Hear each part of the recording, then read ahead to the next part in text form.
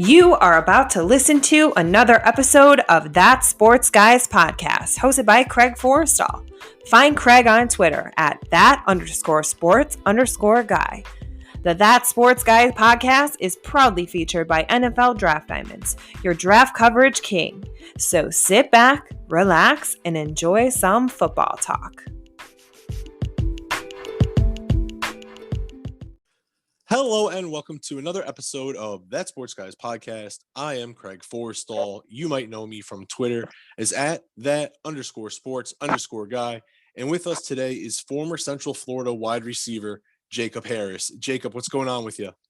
Hey, how you doing? I'm doing great. Just happy, to be a part of the show. Perfect. Likewise, I'm glad to be able to spend a couple of minutes with you. And I always like to ask this question. What's it like growing up in Palm Harbor, Florida? It's pretty laid back. Most of my childhood was spent outdoors, doing, everything I could, when it came to soccer, backyard football, to BMXing, skateboarding, I was doing it all. I was very outdoors as a kid growing up.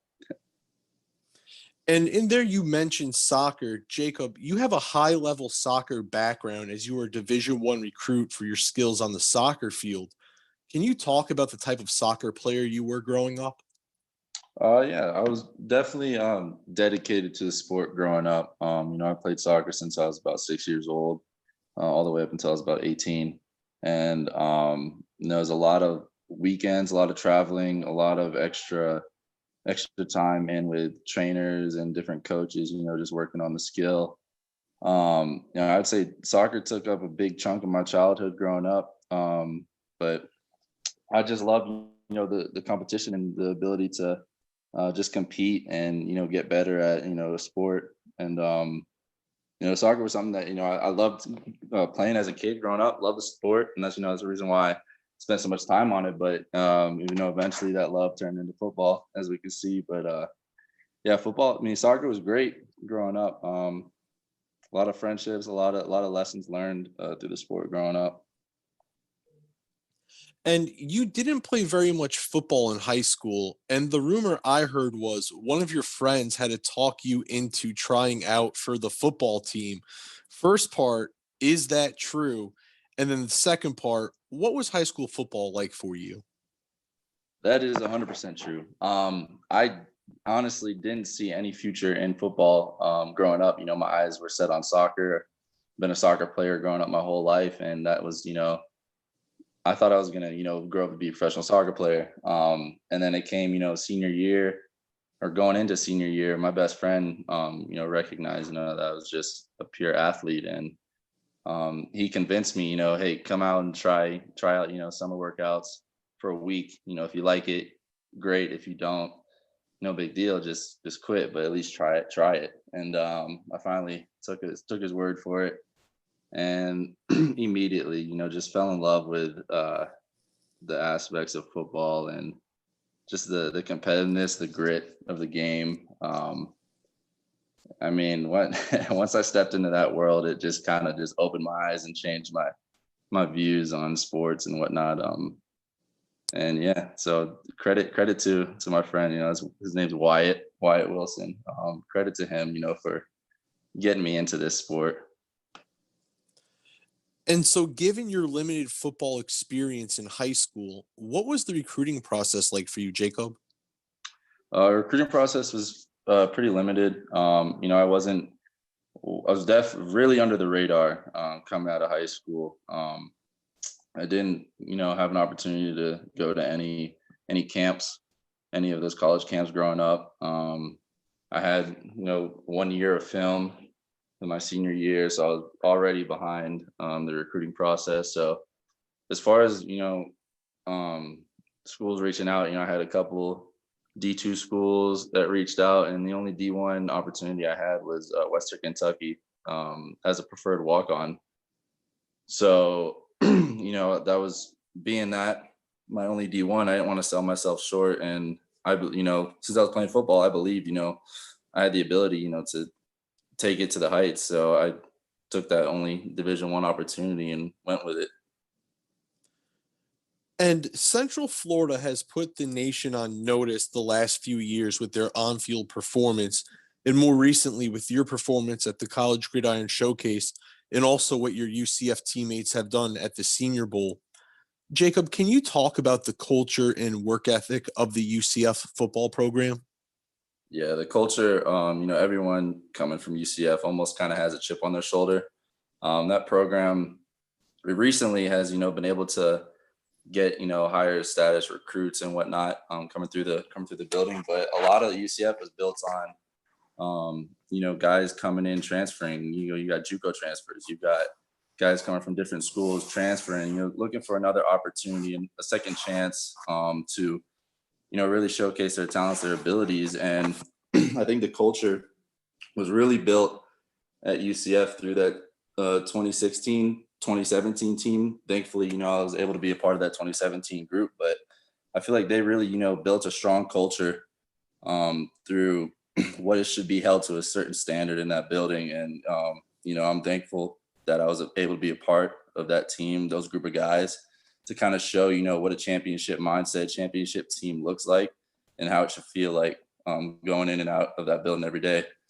Um, so, just being a part of that was, something really special, something that, I hold dear to my heart as far as the game of football and life lessons growing up. And it just, yeah, just thankful is the best way I can describe it.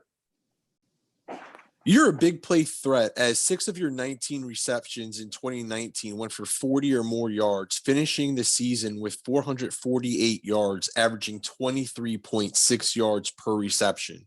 And then in 2020, you totaled 26 catches for 472 yards and 7 touchdowns. You're also a standout special teams player. Jacob, give us a self-scouting report on the type of football player you are. First and foremost, I'm a competitor. I compete, in everything that I'm doing. I think that goes to show is the culture that I was around at UCF. Just being around guys that would compete every rep, everything they did, whether it was practice or game. And then I think I'm the ultimate, team guy, playing special teams. Playing receiver, I played slot, played outside, played all 4 special teams. It doesn't matter where you put me on the field. If I can contribute, I'm going to do whatever you ask me to do. And then, yeah, just competitor, ultimate teammate. And then, I like to strain, I never give up, regardless of whether we're down, whether we're up. I think it's important to always give, your best effort. So, I'm a guy that's always going to give continuous effort. And, I don't take it for granted because, it's not given that every day you get to step on that field. And now, can you talk about the opportunity you had at the College Gridiron Showcase in Texas? You were able to take the field in front of NFL evaluators. Jacob, describe the event and how you felt you performed overall. Yes, sir. Shout out to CGS for being, one of my only Senior Bowl invites. I really appreciate that group of guys. They really put together a great showcase. They had a ton of scouts there. It was a great opportunity. Just thankful to be a part of it. A lot of great guys were a part of that CGS and able to, showcase talents. And, I just went in and took it as, just this is what I do. This is what I've been doing, what I've been working for. And I felt I had a great day at CGS. I enjoyed, the interviews, the practice, I felt great flying around, doing what I need to do. And I definitely feel like I helped myself out going to the CGS. And then, as you just mentioned, there was an interview portion to the event as well.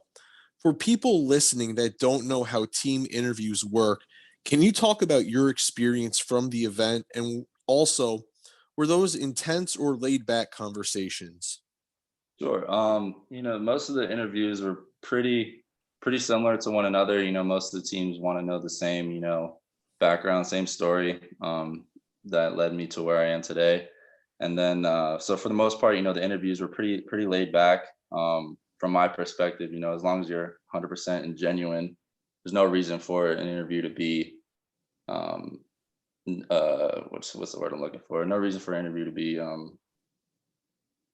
tense or stressful.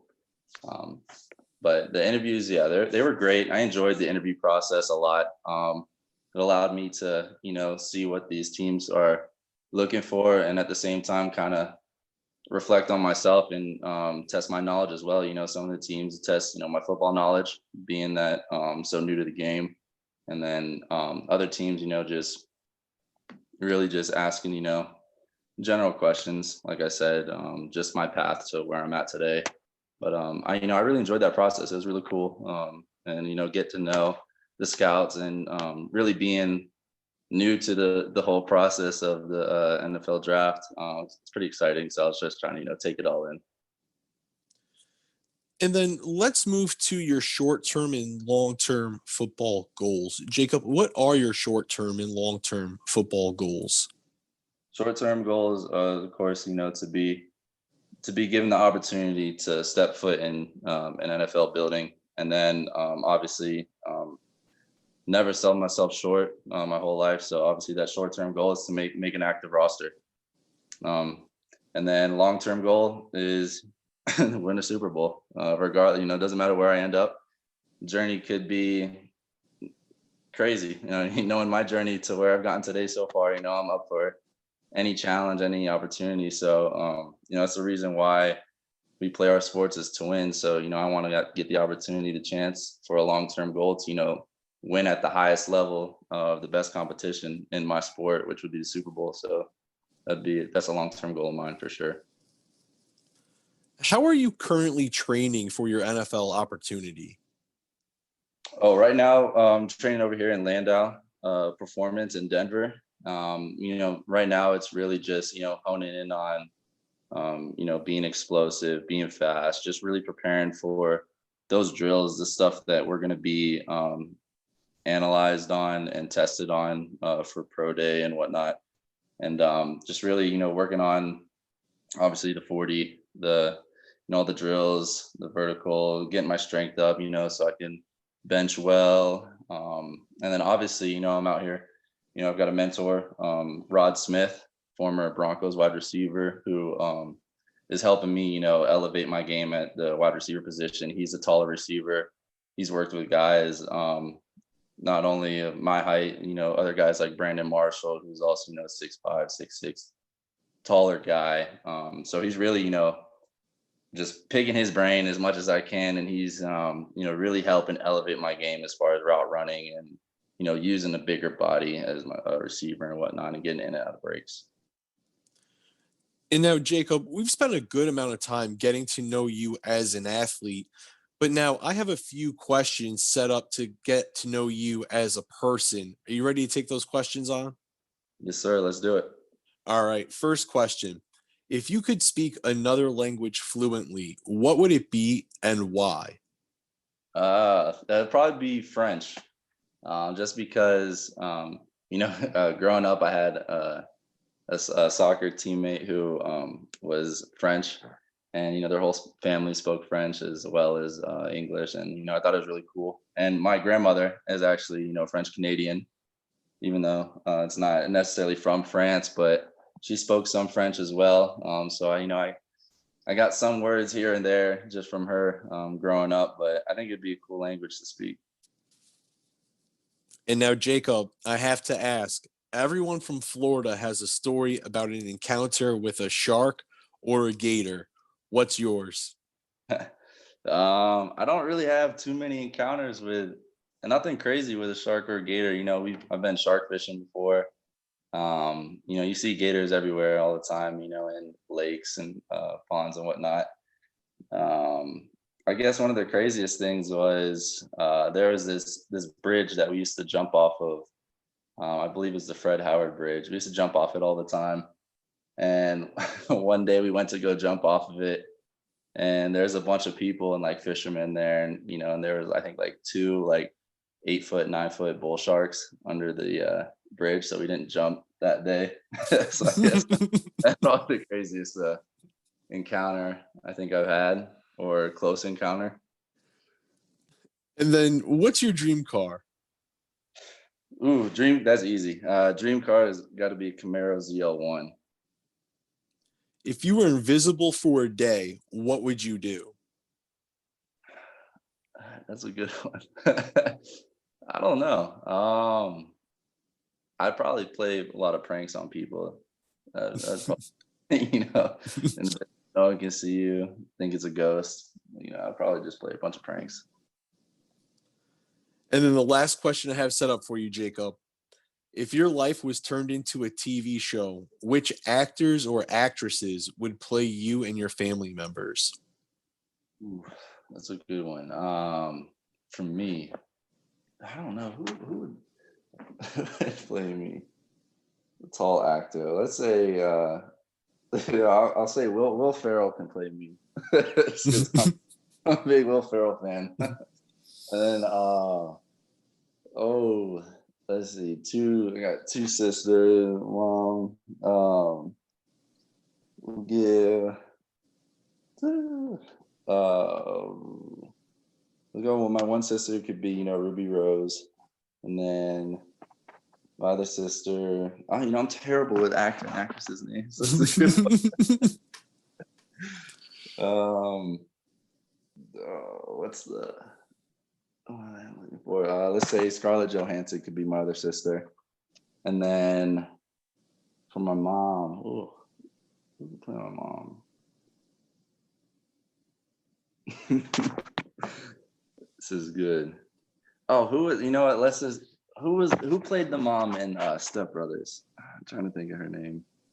Oh, wasn't it the same mom that was in Elf? Yeah, it is. Oh, I forget her mom. I forget her name, but yeah, no, I know exactly who you're talking about. Whenever the name comes to me, but she would definitely play my mom, and then that'd be it. Ladies and gentlemen, that is former Central Florida wide receiver Jacob Harris. Pay close attention to him. As he said, he's put in forth tremendous effort, not only for his pro day workout, but learning the ins and outs of the wide receiver position with NFL great Rod Smith. Ladies and gentlemen, that is Jacob Harris. I am Craig Forrestall. Until next time, stay safe and be easy.